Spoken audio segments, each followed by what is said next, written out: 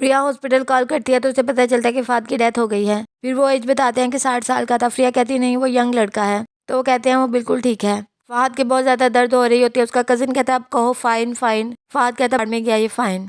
फहद की अम्मी और उसकी बहन हॉस्पिटल में पता करने आती है। उसकी अम्मी बहुत ज़्यादा रोती है। फहद कहता है अम्मी मैं बिल्कुल ठीक हूँ, आप प्लीज़ मत रोएं। मकसूद का छोटा भाई कहता है ये तो भाईजान की वजह से सारा की शादी इतनी अच्छी हो रही है, उन्होंने सारा खर्चा उठा लिया है। मकसूद कहता है क्या सारा सिर्फ तुम्हारी बेटी है, मेरी बेटी भी तो है ना। सारा के ससुराल वालों पर काफी अच्छा असर पड़ा है हमारी सब चीजों का। साकिब कहता है आदत ही ना हो जाए उन लोगों को। साकिब अपने अब्बू को कहता है कि आप ये बिजनेस सेल कर दें और हम कहीं इन्वेस्टमेंट करते हैं, पूरी जिंदगी बैठकर खाएंगे। मकसूद कहता है नहीं ऐसा नहीं हो सकता, ये मेरे बाप दादा का बिजनेस है, हमारे मरने के बाद तुमने जो करना हुआ कर लेना। साकिब की माँ कहती है आपका इकलौता वारिस है, कल को इसी ने सब कुछ देखना है, आप इसकी बात भी सुन लिया करें। सारा की अम्मी कहती है ये बात क्या की है भाई साहब ने, उनके जाने के बाद हमारी देखभाल कौन करेगा, आपका भतीजा और भाभी तो मिनट में अलग हो जाएंगे। तो वो कहता है ऐसा कभी नहीं होगा। फहद कहता है कि कल शाहजहान की फैमिली आ रही है, तुम्हारे ससुराल वाले फिर कोई नई फरमाइश कर देंगे। किरण कहती है शाहजहान खुद ऐसे नहीं है, उसके घर वाले ऐसे हैं। फहद कहता है वो लड़का आज तुम्हारे लिए स्टैंड नहीं लेता, कल को क्या लेगा। किरण कहती है रिश्ता अब्बू ने तय किया था और अगर खत्म करना होगा तो वही करेंगे, पहले ही घर में बहुत टेंशन है, मैं और नहीं देना चाहती। किरण के ससुराल वाले आते हैं।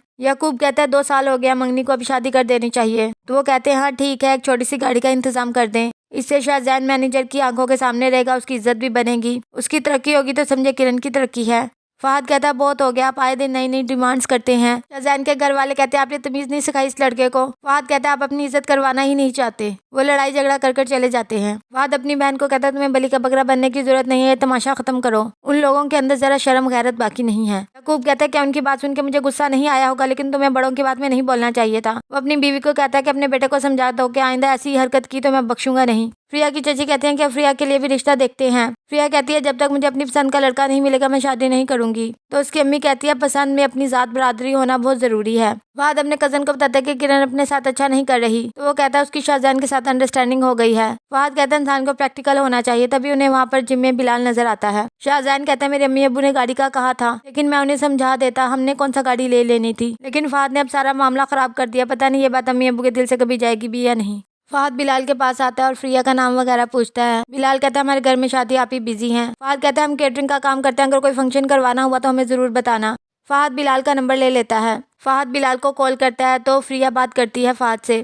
प्रिया कहती है वैसे तो बाबा ने सारे फंक्शन का इंतजाम कर लिया है, लेकिन मैं अपनी तरफ से एक ढोलकी देना चाहती हूँ अपनी कजन को, लेकिन उसकी अरेंजमेंट बहुत अच्छी होनी चाहिए। प्रिया की फूफा ने अपने पसंद से जात से बाहर शादी की होती है और वो लड़का उसे धोखा दे देता है। सब उसकी फूफा को बातें सुना रहे होते हैं, वो नाराज होकर बाहर चली जाती है।